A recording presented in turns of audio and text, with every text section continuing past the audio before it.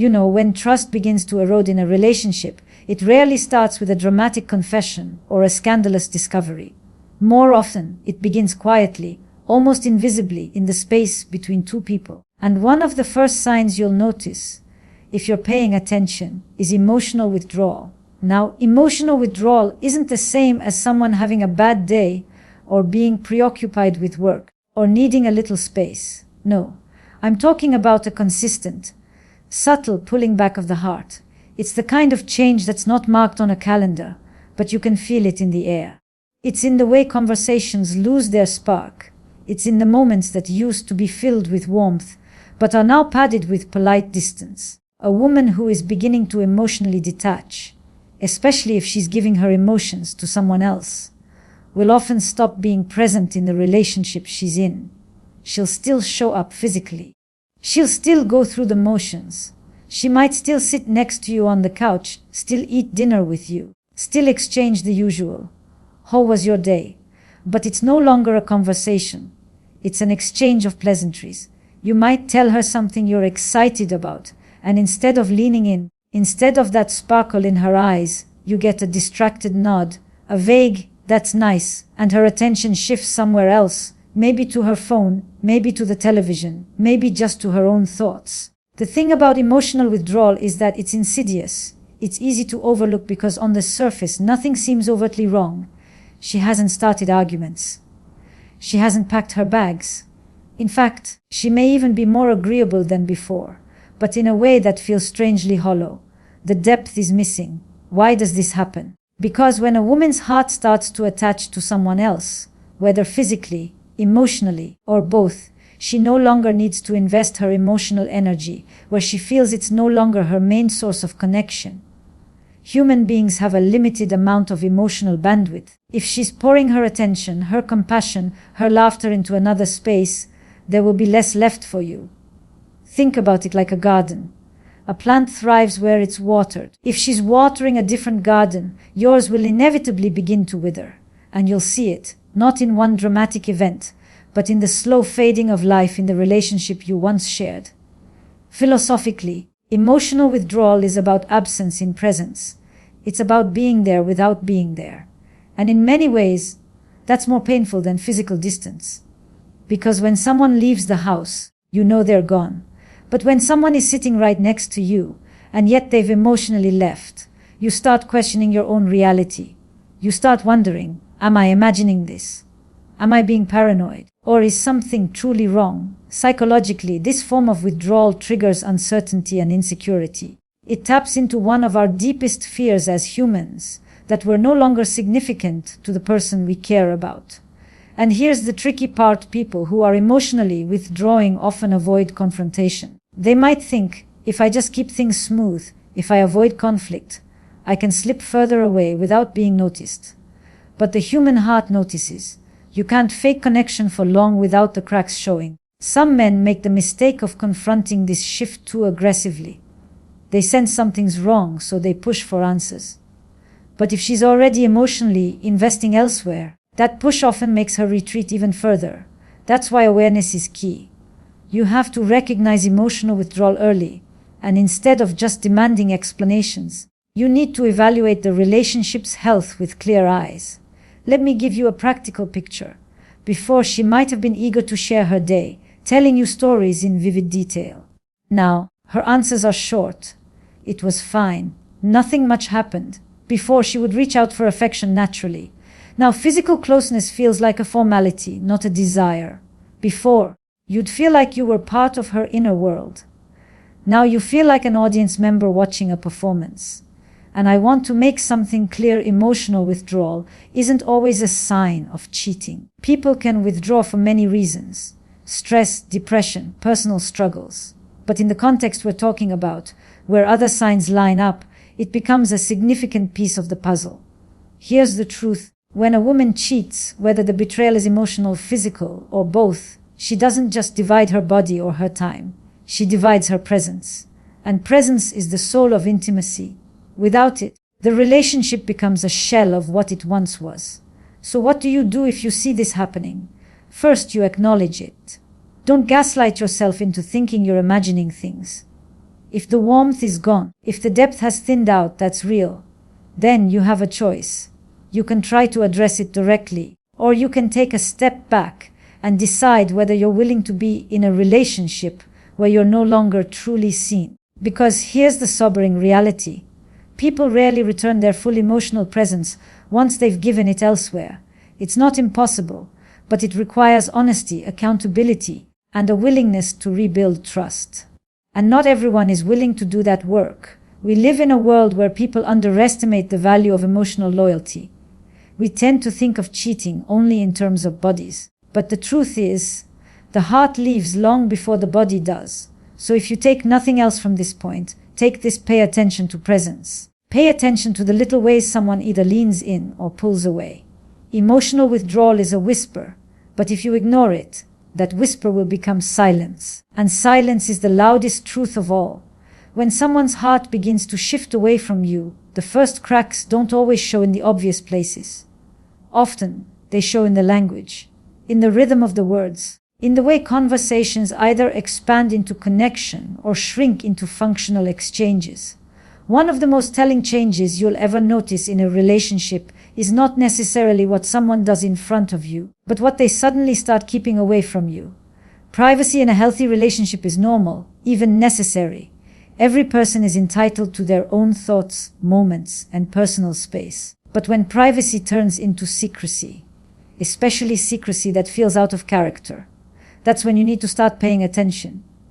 Let me be clear, we all have personal boundaries. Maybe she doesn't want you reading her journal. Maybe she likes certain alone times that are just hers. That's not suspicious. That's healthy. But here's the distinction. When a woman's pattern of openness suddenly changes, when the door she once left open to you is now locked, when her phone, her schedule, and her stories become guarded in ways they never were before, that shift rarely happens for no reason. It often starts subtly. She might angle her phone away when she's texting. She might put it face down on the table when before it didn't matter. She might start taking calls in another room, or suddenly become defensive when you casually ask, "Who was that?" Maybe she used to share her social media world openly, even laughing with you over messages or showing you memes her friends sent. Now you notice she scrolls quickly when you're near, closing apps before you can glance. It's not about spying. It's about recognizing a change in comfort levels. People protect what they don't want questioned. Psychologically, secrecy is a form of control. It allows a person to manage what you know and, more importantly, what you don't know. In relationships where infidelity, emotional or physical, is creeping in, secrecy becomes a survival tool. She's not just protecting information, she's protecting the new emotional reality she's building outside the relationship. From a philosophical perspective, this is about trust erosion. Trust is built on a mutual agreement. I will let you into my world because I have nothing to hide from you. When that agreement breaks, it's rarely accidental. It's a choice, conscious or not, to start building a wall between you and her truth. Now, I know some people will say, but maybe she just wants more privacy. Maybe it has nothing to do with anyone else. And yes, that's possible. But remember, we're talking about a pattern in context, combined with the emotional withdrawal we discussed earlier, combined with the communication shifts. Alone, each sign might mean nothing. Together, they often paint a much clearer picture. The key is to look for changes in behavior that don't match her natural personality. If she's always been private, that's just her nature. But if she's always been open and suddenly becomes closed off, that's the shift you pay attention to. Sometimes, this guarded privacy extends beyond her phone or her digital world. She might become vague about her schedule, giving general answers where she used to give details. She might forget to mention certain outings or people, or you find out about them later through someone else. It's not the action itself, it's the deliberate omission. And here's something important: secrecy changes the energy of a relationship. Even if you can't prove anything, you feel it. You feel that she's holding something back, and it creates a silent tension between you. Humans are highly sensitive to changes in trust, even when we can't articulate exactly what's wrong. It's like walking into a room where someone's been whispering. There's a stillness, a shift in the air, that tells you something just happened. But secrecy isn't just about hiding, it's also about protecting. If she's forming a bond elsewhere, she'll guard that space fiercely, because it's where she now feels most alive, most understood, most validated. That protection might look like defensiveness when questioned, quick justifications, or even turning the suspicion back on you. That last one is a classic tactic. Why are you always checking up on me? Don't you trust me? It diverts the focus from the behavior to your reaction, making you doubt yourself instead of the reality in front of you. I've seen this happen so many times. A man senses something is off. He asks about it. She accuses him of being paranoid, of overthinking, of not giving her space. And because he doesn't want to seem insecure, he backs off. But the truth is, his instincts were right. He just didn't have the visible evidence yet. Here's the hard truth: when someone is loyal, openness is easy. They're not afraid for you to see their phone. They don't panic if you walk into the room while they're typing. They don't feel the need to control every detail of what you know. But when loyalty shifts, transparency becomes a threat. I'm not saying you need to monitor your partner's every move. That's not healthy, and it destroys the trust you're trying to protect. What I am saying is that you should trust patterns over promises. People can promise anything with their words, but their habits, their comfort levels, their sudden guardrails, those don't lie.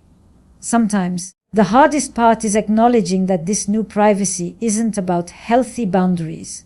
It's about exclusion. It's about being intentionally left out of parts of her life that you once had full access to. And if you've been in a relationship where openness was the norm, that kind of exclusion is a warning sign you can't afford to ignore. At the end of the day, secrecy that feels out of character is like a locked door in a house you used to have keys to. You might not know exactly what's behind it, but you know it's not nothing. And if you care about your self-respect, you won't spend years knocking on a door that someone has no intention of opening again. Because the truth is, love doesn't hide in shadows. Love invites you in. And when the invitation is revoked without reason, it's not just privacy. It's a signal. A signal that the space you once held in her life is being quietly filled by something or someone else. We underestimate how much of a relationship lives in communication. Not just the content of what's said, but the flow, the back and forth, the energy behind each word. When that changes, it's not just stress or being tired. Sometimes it's the evidence of an emotional door quietly closing. Think about this before. She might have texted you throughout the day, not out of obligation, but out of genuine interest. Messages had warmth, curiosity, even a little playfulness. But now you find the tone clipped, the timing is inconsistent, the replies are delayed without explanation, or they come without that little spark you used to feel. You notice she no longer asks follow-up questions. She no longer digs deeper into your answers. If you share a story from your day, she might acknowledge it, but the thread dies there. No, tell me more. No, how did that make you feel? Conversations that once breathed are now gasping. This isn't just about texting, it's about the in-person dynamic too. You can be sitting right across from her, and instead of that familiar engagement, eye contact, laughter, those little verbal cues, her gaze drifts. Her responses are minimal, and the conversation feels like a task to be completed rather than a moment to be savored. Why does this happen? Because when someone begins investing emotionally in another person, communication becomes selective. What they share with you is filtered, and what they give to someone else is unfiltered. We all have a finite amount of emotional openness in a day. If she's giving the raw, unedited version of herself to someone else, you'll be left with the summarized, edited version. Here's the part most people miss. It's not just about talking less. It's about talking differently. If you listen carefully, you'll notice she begins to withhold certain topics. She may avoid mentioning new people, new experiences, or even her changing feelings. It's not always because she's actively trying to hide something. Sometimes it's because sharing it with you would feel disloyal to where her heart is wandering. From a psychological perspective, this is called information management. People subconsciously decide which parts of their life are safe to share and which parts must be kept protected. And protection, in this case, means hidden from you. It's a quiet act of division, splitting her world into two realities, one you're allowed to see and one you're not. Philosophically, this is fascinating because language is one of the truest mirrors of the soul. The way we speak to someone reflects how much we value their place in our inner world. If her words with you start feeling transactional, short, polite, even overly formal, it's a sign that intimacy is being replaced by distance.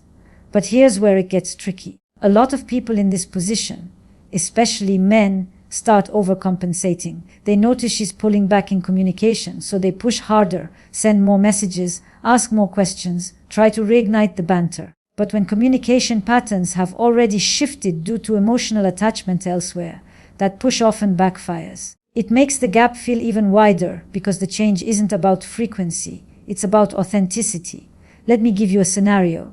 Imagine a couple who, in the early days, could talk for hours without even realizing time was passing. The conversation was effortless, the kind where you'd forget to check your phone or even eat dinner because you were so absorbed in each other's presence. Now fast forward a few years, and those same conversations are reduced to logistics. What time will you be home? Did you pay that bill? Don't forget to pick up the kids. Now, of course, life gets busy. Responsibilities grow. But when someone is faithful to the emotional connection, they still find ways to weave intimacy into the everyday. They'll still ask how you're really feeling. They'll still notice the way your voice changes when you're stressed. They'll still find little moments to joke, to tease, to share random thoughts. When that stops, it's rarely just because of life's business. Often it's because that emotional energy is being poured somewhere else. And communication, your ability to access her real thoughts and feelings, is the first thing to feel that depletion.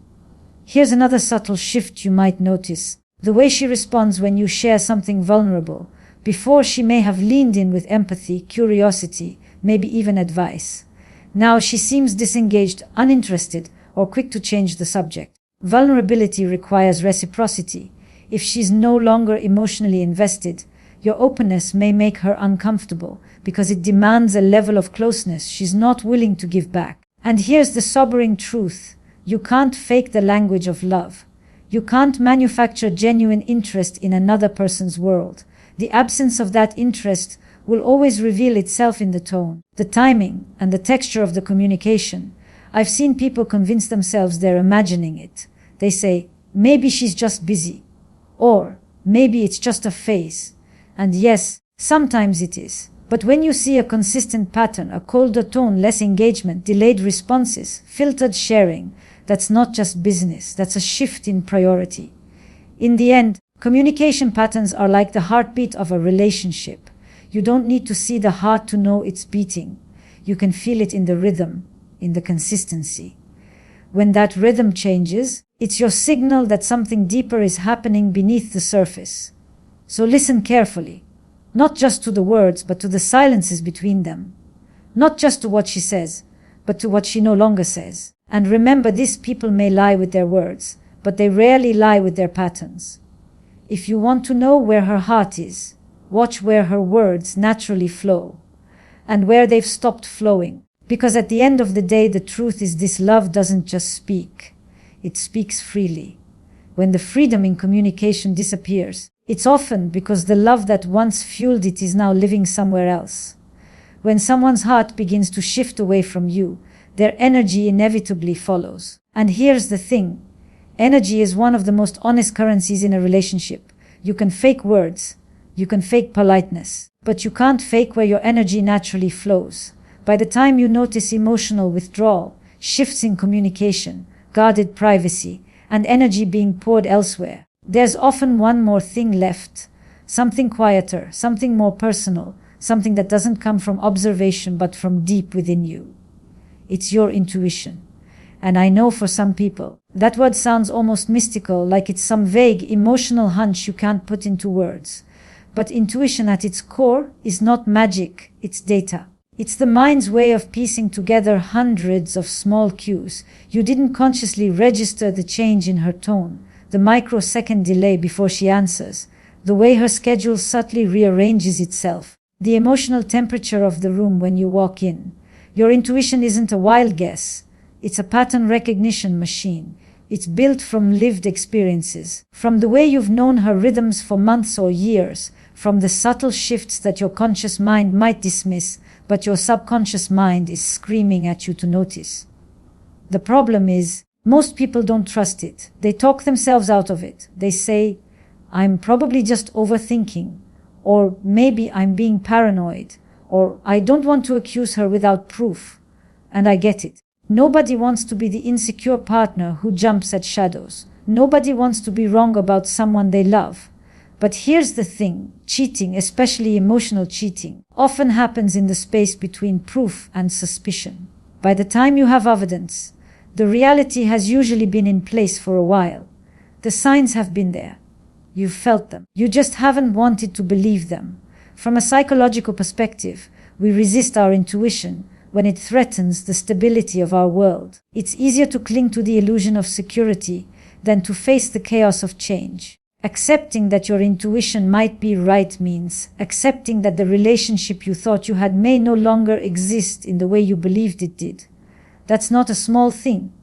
It's a form of grief. Philosophically, intuition is about truth meeting courage. You can sense the truth without having the courage to confront it.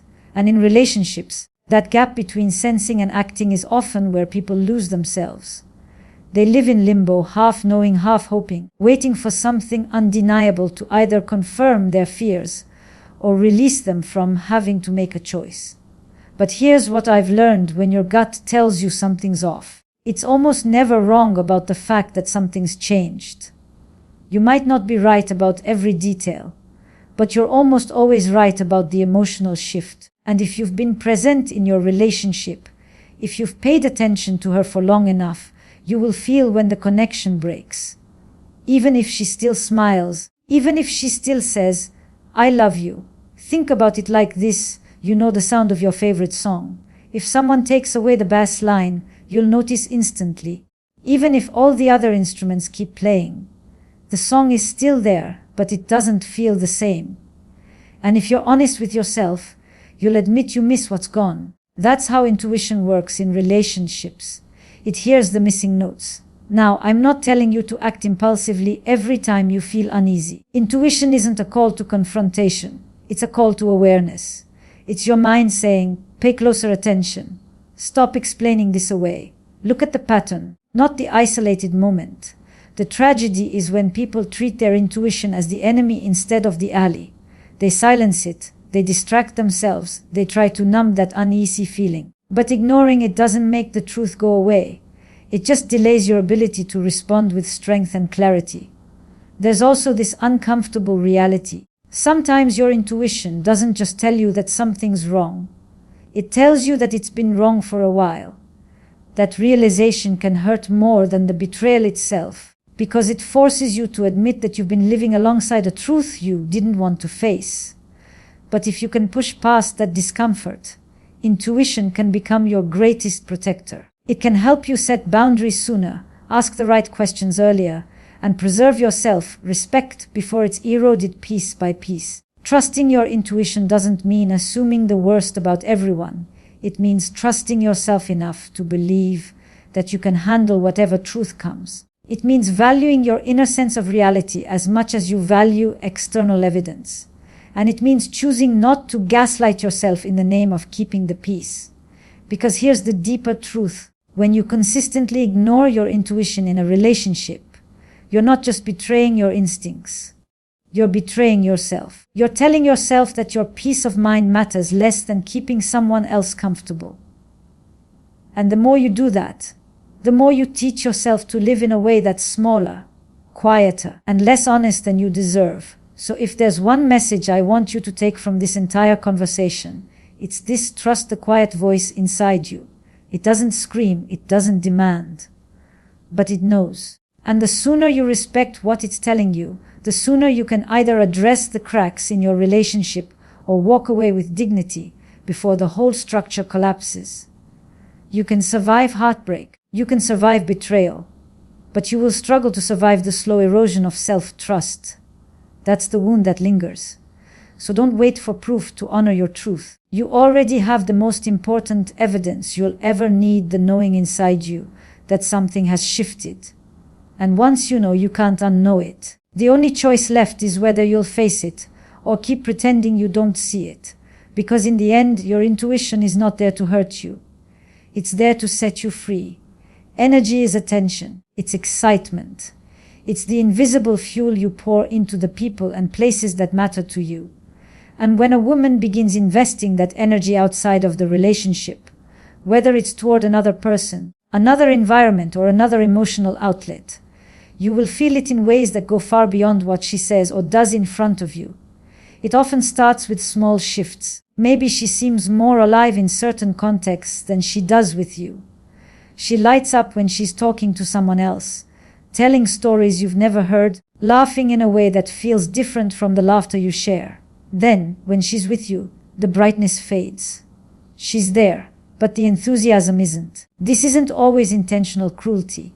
It's a natural byproduct of emotional redirection.